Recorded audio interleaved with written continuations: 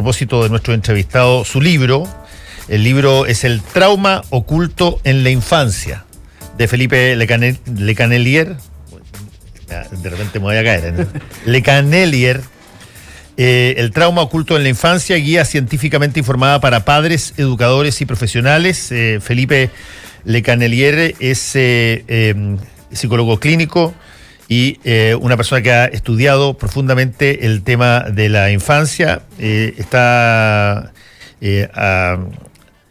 el libro asociado a información básica actualizada, formas didácticas de comprensión y guías prácticas de sensibilización, identificación y prevención, y que por lo tanto pueden ser de gran ayuda para madres, padres, educadores, legisladores y para cualquier adulto que tenga menores en su cargo, ahora que el tema de la infancia ha sido relevado profundamente. Ustedes lo pueden, vamos a regalar uno, de hecho, aquí está hasta con el papelito celofán envuelto. Tienen que mandar al hashtag combinación clave que quieren el libro, bajo la lógica de Me Gusta Leer Chile, El trauma oculto en la infancia. Felipe, ¿cómo estás? Hola, gracias por invitarme. Yo me imagino que todas las personas que tienen como tema central la infancia, este tipo de problemas en general en la infancia, lo voy a decir de una manera paradójica, digamos, pero de pronto tuvieron que agradecer lo que pasó el año 2017, en el sentido de que cada cierto tiempo tienen que suceder unas barbaridades para que el tema se releve y todo el mundo sienta de que, oye, hay que conversar de la infancia, hay que conversar de los traumas que tienen los niños, del Sename, de todo lo demás. ¿Cómo ves tú esa situación? Sí, la verdad es que justamente ese es uno de los temas del libro, y es hacerse la pregunta por qué las cosas tienen que llegar al extremo para que empecemos a tomar conciencia de algo que siempre ha existido, pero que de alguna manera toma un trasfondo mediático y ahí la gente se preocupa. Te puedo dar un ejemplo. Nosotros fuimos los primeros que investigamos el tema del bullying, que ahora el bullying está en el acervo cultural chileno. Es una palabra más. Y lo investigamos ya en el año 2002 y nadie nos tomaba en cuenta en el tema del bullying, y pedíamos financiamiento a los gobiernos y nos decían, pero ni siquiera sabían de qué se trataba la palabra bullying. Y tuvo que suicidarse una niña en Iquique, y ahí el bullying se convirtió casi, bueno, es una ley actualmente. Entonces, si tú analizas todos los problemas de la infancia, todos siguen la misma lógica que tú estás diciendo. Tiene que realmente haber algo muy extremo para que tomemos conciencia de algo que siempre ha existido. Y el trauma es uno de esos temas. Ahora, la palabra trauma, sí. A veces uno la mira desde ser lego de una manera, y me gustaría que tú la definieras. ¿Qué significa? Porque es de alguna manera el concepto marco esencial del título. Sí, la gente en general, cuando uno le dice trauma, automáticamente piensa en los niños del Sename, en gente con adicciones, trastornos psiquiátricos, pero la verdad es que lo que sabemos es que en general el trauma es una experiencia que el niño vive, que no puede manejar por sí mismo, que no tiene el desarrollo, el sistema nervioso, la capacidad para poder enfrentar, y como no tiene esa capacidad, se generan toda una serie de dificultades en su salud mental y física. Es decir, es justamente lo que yo no puedo manejar. Entonces, eso hace el tema del trauma como algo mucho más frecuente, mucho más común, no tiene nivel socioeconómico de lo que la gente piensa. Ahora, ¿por qué es oculto el trauma? ¿Por qué no es manifiesto? ¿Por lo que tú decías, porque en este momento el trauma ha sido declarado como una epidemia de salud mundial, junto con el cáncer, la obesidad, es a ese nivel, pero nadie quiere investigar esto, nadie quiere hablar de esto, más bien hay una tendencia a ocultarlo, negarlo, normalizarlo, enterrarlo, evitarlo, y eso es algo que tú observas desde los investigadores hasta las políticas públicas. Y eso es oculto. ¿Y esto es una realidad transversal, Felipe? ¿Es una cosa que no está condicionado por, no sé, mayormente o menormente por situaciones sociales, situaciones económicas, situaciones educacionales? ¿Cómo es? Sí, el maltrato o el trauma ocurre a nivel cultural, social, pero sobre todo el tema del trauma, los padres, los cuidadores, las personas que interactúan cotidianamente con los niños son los más propensos a traumatizarlos, porque para el niño es muy importante su cuidador, la persona que lo protege. Entonces, si la persona que te protege es la persona que te maltrata o que te provoca dolor, entonces eso es muy desorganizante para el niño. Sí. Entonces, claramente hay trauma a todo nivel, pero el principal es el trauma de las personas significativas para ti. Sí, el doctor Humberto Maturana tiene una frase muy bonita que dice que los niños buscan adultos a quienes respetar. Sí. Y el problema es que cuando encuentran adultos que no son dignos de respeto o que los maltratan, bueno, en la estantería se viene entera, supongo. Claro, porque, bueno, tomando lo que decía Maturana, la biología del niño es buscar protección para un adulto, si no el niño no sobrevive, todo su desarrollo depende del tipo de cuidado que recibe. Entonces, si ese cuidado justamente es un cuidado traumatizante, agresivo, descontrolado, el niño no tiene la fisiología ni la mentalidad para poder manejar ese tipo de situaciones. Y por eso es que se dice que el trauma como que se queda pegado en la piel del niño y le va afectando toda su vida. En el caso de lo que tú haces en este libro, esta es una guía. O sea, esto, para ponerlo en lenguaje coloquial, de alguna manera tú generas protocolos y pautas de recomendación sobre lo que hay que hacer. Sí, la verdad es que el libro es una guía, pero también el objetivo es sensibilizar.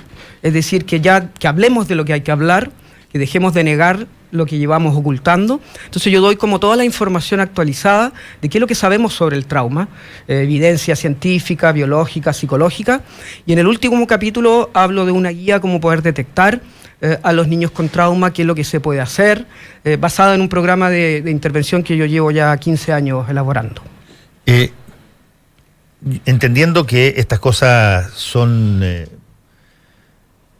no es un llamémoslo así, un paquete mecano que tú construyes y automáticamente lees y te transformas en el perito para poder identificar las cosas, pero ¿qué cosas te llamarían o debieran llamar a un padre o una madre rápidamente la atención respecto a un niño en este tipo de cosas? Sí, en general los niños que han sufrido traumas presentan como ciertas como conductas que a uno le llama la atención porque son como muy extremas. Son muy polares. Por ejemplo, desde ser muy agresivo, muy descontrolado, de hacer mucho bullying, por ejemplo, por un lado, y por el otro, de un niño que pareciera que estuviera completamente congelado, impertérrito, que no reacciona frente a nada, solo, solitario, ¿me entiendes? Entonces, en general, en el trauma lo que suele ocurrir es que los extremos suelen ser como indicadores de un posible trauma, tanto de lo que llamamos externalizante, que el niño realmente se descontrola, o de que un niño es como muy controlado y como demasiado perfecto incluso. Ah, sí. ¿Y cuál es la influencia escolar en todo esto? Ahora, bueno, en Chile todavía no pasa eso, queremos que pase, pero un gran tema es justamente hacer, así como hablaban de la educación sexual, que debería partir por lo menos a los 3 años, 2 años, también que los colegios sensibilicen a los niños por el trauma. ¿Y por qué razón? Porque si yo tengo un curso de 30 niños, yo sé que por lo menos 5 o 6 de ellos ya está sufriendo algún trauma en su vida. ¿El porcentaje es más o menos un sexto de ellos? Sí, sí, es bastante alto, de hecho. Entonces, lo que el colegio sí es tanto un provocador de trauma, si los educadores son agresivos, pero también sabemos que el colegio también podría ser una especie de factor preventivo, y para eso es súper importante educar a los educadores en la identificación del trauma. Sí. Está ocurriendo en otros países, nosotros todavía estamos al debe a eso. Es que esa última parte es la clave, porque tú no tienes ninguna posibilidad de ayudar a los niños si no sabes cómo hacerlo. No. Y si es que no existen pautas específicas de, por ejemplo, advertir que una determinada conducta puede estar insinuando algo más grave, bueno, no lo vas a pescar nomás. Sí, ese es un tema interesante porque lo que sabemos y hemos visto es que los adultos cuando observan una situación traumática, como no la entienden, no la pueden detectar, la responsabilizan al niño. Sí. Entonces él es agresivo y aquí tenemos toda una serie de maquinarias diagnósticas que tiene déficit atencional, trastorno de conducta. Entonces le ponemos implícitamente la responsabilidad al niño y así yo no me hago cargo de eso y no tengo que especializarme en el tema. Eso pasa en general en todos los dolores de la infancia. Y cuando ¿cómo se ha de alguna manera diseccionado el tema del trauma del niño basado en 2 o 3 cosas específicas? El bullying, que tú lo mencionaste mucho, el abuso sexual, sí, y el maltrato, sí, que no es abuso sexual, pero que es el golpe, sí, el ninguneo, en fin, en la casa. Sí, ahí hay un tema también muy interesante. La política chilena es que, del Sename, por ejemplo, es que el trauma es abuso sexual, maltrato y negligencia. Sí. En Estados Unidos se llama el modelo del trauma único. Pero ¿qué es lo que sabemos? Ningún niño sufre abuso sexual y después toda su familia es feliz. Ningún niño es maltratado y solamente eso le ocurre, o ningún niño vive en negligencia y eso es lo único que vive. Entonces lo que sabemos es que, por ejemplo, cuando un niño es maltratado es bastante probable, un 70%, que tenga 3 o 4 más traumas de otro tipo. Entonces, y ahí es donde está la epidemia. Yo muestro ahí en el libro una tabla. Trauma es haber estado hospitalizado mucho tiempo, trauma es un terremoto, trauma es vivir lo que llaman violencia comunitaria, escuchar balazos, ver peleas, ver tráfico de drogas, trauma es bullying también. Trauma incluso es un niño que tiene un accidente en bicicleta y se hace una herida y tiene que ir al hospital. Entonces es mucho más frecuente y es mucho más múltiple de lo que la gente piensa, y ahí es donde tratamos de que no haya este modelo de que todo, si mi hijo no fue abusado, no es maltratado y no tiene negligencia, no tiene trauma. La verdad es que eso no es así. ¿Cuál es la forma? Estamos conversando con Felipe Lecanelier, el autor de El trauma oculto en la infancia. Él es psicólogo clínico. Dime, ¿cuál es la forma en que algunos otros países han enfrentado este tema? Sí. y que han tenido éxito en aminorar el impacto del trauma? Bueno, yo tuve la suerte de especializarme en San Francisco, en el Hospital de San Francisco allá en Estados Unidos, y ahí creo que está el modelo más efectivo. Y es muy simple. El primero, lo que llamamos sensibilización, que la gente hable y sepa que esto no es una realidad oculta, está a la vuelta de la esquina, y esa es la idea del libro. Segundo, hacer investigaciones. Por ejemplo, volviendo al tema del Sename, se está planteando que hay que evaluar a los niños. Pero tú no puedes evaluar a un niño haciéndole un cuestionario o pasándole una entrevista. Tenemos que hacer evaluaciones más fisiológicas, más profundas. Esa es la segunda etapa. Tercero, hacer intervenciones que yo demuestre científicamente que bajan el nivel de trauma. Y cuarto, que es el sueño de todo investigador, llegar a las políticas públicas, pero que las políticas públicas sean reales, tengan un efecto real en el bienestar del niño. Y también lo sabemos por investigaciones que por ahora eso no está ocurriendo.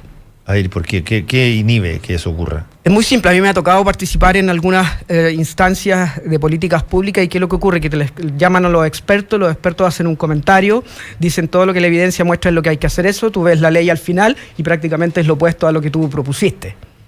Porque al final... Bueno, tú lo sabes mejor que yo, hay más ideologías políticas entrando y no hay un respeto realmente o hacerse la pregunta qué es lo que un niño necesita. Entonces todas las políticas públicas en Chile y en otros países son lo que llamamos políticas adultizadas.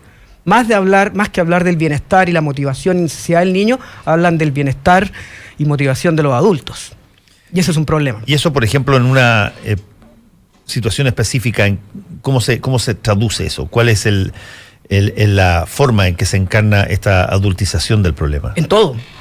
Si tú revisas, porque yo lo he hecho, todas las teorías educativas, psicológicas, sociales de los niños, todas son adultos que proyectan sus propias concepciones e ideologías en los niños. Recién ahora, por investigaciones serias, estamos sabiendo que los niños son completamente diferentes a lo que pensábamos que eran. Simplemente porque el adulto lo que hace es poner su propia preferencia, ideología, teoría en un niño que obviamente no te puede decir que yo no soy así. Sí, eso pasa en todo. Ahora, eso lo podemos agravar incluso más. Sí. Lo podemos agravar de una manera propietarista, en el sentido de que hay muchos padres que consideran que los hijos son propiedad personal. Hasta antes del no tienen siglo derechos XVIII, propios, digamos, sí. Claro, hasta antes del siglo XVIII no tienen derechos propios, son sí. Y por lo tanto el argumento que existe y que se ha dado, de que nadie sabe mejor que el padre lo que debe hacer o lo que le conviene al hijo, yo no sé si es que eso es tan... No, eso es tan así. No es tan así. Si no, no existiría la psicología infantil y todas esas cosas. Dentro del libro yo doy como toda una serie de, se podría decir, historiografía del trauma, y es las prácticas de crianza que ocurrían antes del siglo XX. Y eso es bien interesante, porque también la propia historia de la infancia está teñida por que los adultos no quieren quedar mal con los niños. Pero cuando ahora han salido unos nuevos libros y plantean de que lo más probable es que la infancia, históricamente, es una infancia maltratada. Pegar, maltratar, hay cosas, encerrar a los niños, castigarlos, cosas muy extremas, abuso sexual, eran parte común de la crianza de los niños antes del siglo XVIII. La Edad Media era terrible. La Edad Media tenía una regla que el niño, cuando empezara a caminar, ya era una persona digna para empezar a trabajar. Estamos hablando de 2 años. Ahí hay muchos datos, pero son bastante escabrosos. Entonces, lo más probable que la conclusión es que el trauma no es algo que nosotros tenemos incorporado en nuestro acervo histórico-cultural. El libro del que estamos hablando es El trauma oculto en la infancia, guía científicamente informada para padres, educadores y profesionales, cuyo autor Felipe Lecanelier está aquí con nosotros. Felipe, cuesta muchísimo, creo yo, hablar de los niños como si fuese algo, llamémoslo así, estable. Sí. Porque de hecho no lo son, están creciendo. Nosotros tampoco lo somos. Claro, nosotros tampoco lo somos. Sí. El niño el próximo año y nosotros el próximo año somos distintos de alguna manera. Pasan cosas en la vida que nos hacen cambiar. Sí. ¿Hay algo que sea estable en términos de lo que se debiera hacer con respecto a los niños? Sí, sí, absolutamente. Ahora, nosotros vamos cambiando y cambiamos porque hay algo que permanece igual en nosotros. Si no, no nos daríamos cuenta que cambiáramos. No sé si se entiende. A ver. No me voy a complicar más la... No. ¿Me da un ejemplo, profe? Si tú dices que eres diferente a la persona que eras hace 5 años, es porque hay algo que tú reconoces en ti que es igual. De otra manera no podrías detectar que has cambiado. Es un juego filosófico. Pero bueno, yendo a tu pregunta, lo que sí podemos hacer y tenemos que hacer con los niños que no cambia es el respeto hacia ellos. ¿Qué significa el respeto? Lo que yo llamo una conciencia empática respetuosa, y es empezar a ver las cosas desde el punto de vista de ellos y tratar de inhibir o anular nuestro propio punto de vista. Es decir, que por primera vez hacer un respeto real a la infancia implica ver las cosas con los ojos de ellos, y ahí está el informarse quiénes son los niños, o lo que yo digo que es ser como un niño. Y que ese ser como un niño no esté relacionado a que es ser como un adulto, sino desde ellos y respetándolo y validándolos. Creo que eso, para mí por lo menos, es un cambio de la sociedad que cambia relativamente todos los problemas que me imagino que tú conversas acá en la radio. Sergio Espejo, el ex diputado que panelista acá, tiene en Twitter, acaba de mandar, que dice: uno de los temas ocultos en materia de infancia es la discapacidad intelectual. Dice, esta vulnerabilidad está oculta a las políticas públicas. Sí, sí. Lo que sabemos ahora es que todo el tema de la diversidad infantil, discapacidad, síndromes de Down, los niños están encerrados, están ocultos. Recién ahora uno los puede ver. Tú viajas a otro país y ves muchos niños con síndrome de Down y dices, bueno, que parece que este país tiene una mayor prevalencia del síndrome de Down. No, no es así, es simplemente porque los sacan más. Entonces, ese es otro tema. Lo mismo pasa con los adultos mayores. Sí, digamos. sí, sí, absolutamente. Uno los encierra y en otros países están en las plazas, digamos. Claro, pero la regla es interesante porque sigue operando bajo esta cosa de que, bajo este como dictado de que lo que al adulto le complica es mejor ocultarlo y esconderlo que enfrentarlo. Y eso lo hacemos todos en nuestra propia vida, pero también a nivel social. Sí, hay además una serie de mitología, creo yo, que llevamos durante mucho tiempo viviéndola, en esta idea de que porque de repente los hijos se nos parecen, uno de alguna manera trata de proyectar o de heredar o delegar en el niño lo que uno no ha podido hacer o las cosas que le hubiese gustado hacer. Sí. Era la vieja lógica, ¿te acuerdas tú, Felipe, de padre abogado, hijo abogado, sí, nieto abogado? O mismo colegio. O sea, todo el mismo colegio, sí, todo en el mismo lugar, de alguna manera. O le pones el mismo nombre. Bueno, en el caso mío, mi papá se llamaba Fernando y yo también. Sí. Pero era muy estable eso, era muy, muy lógico, se daba una situación. ¿Qué tanto eso puede influir o es más bien cosmético? Mira, si solo se queda en el nombre, yo no tengo problemas. El problema es cuando tú tratas al niño como una extensión de ti y eso hace que tú no puedas ver quién es el niño. Te puedo dar un ejemplo súper concreto. Tengo muchos casos de niños que no les gusta transpirar y no les gusta hacer ejercicio. Pero el papá hacía rugby en el colegio, entonces el niño hay que meterlo con rugby. Pero el niño llora todos los días, no quiere ir y el papá no es capaz de ver eso porque tiene que continuar la tradición. Entonces el punto es, puedes ponerle tu nombre a tu hijo, todo lo que tú quieras, pero en algún momento tú tienes que verlo a él y darte cuenta que es una persona separada de ti. Yo al mayor lo llevé a jugar rugby a la Católica. Sí, lo llevé a jugar rugby a la Católica y después lo llevé a jugar fútbol si quería jugar o jugar tenis y resultó penca para todos los deportes. Sí. Sí, y me lo saqué al tiro, así que yo me di cuenta. Pero tú te diste cuenta. Hay muchos papás que siguen y lo que vemos en los niños es que el niño ya simplemente se rinde. Entonces pero va con una sensación muy estresante, con emociones muy negativas y simplemente se acostumbra a algo que nunca quiso hacer. Pero si el papá lo quiere, hay que hacerlo. El ganador del libro de Felipe Le Cannelier, El trauma oculto en la infancia, es Lucas González, @GonzálezTHC20. Muchas gracias por haber estado acá y, bueno, muy recomendable esto porque efectivamente, a pesar de que están tan cerca y que conviven muchísimo con nosotros, es impresionante lo que desconocemos de las personas Sobre todo cuando es doloroso. Claro, que están muy cerca nuestro, que son hijos nuestros. Gracias. Sí, muchas gracias por invitarme. Nos vamos, tengan ustedes muy buen día, chao. El secreto del éxito es vivir la vida. Baterías Hankook, mucho más. Dronestore.cl, la tienda de drones más grande del país. Presentaron Combinación Clave. Mañana volvemos para poner sobre la mesa los temas que a ti te importan. Combinación Clave, por la 92.9 y radiolaclave.cl. Somos opinión. Somos La Clave. Las opiniones vertidas en este programa son de exclusiva responsabilidad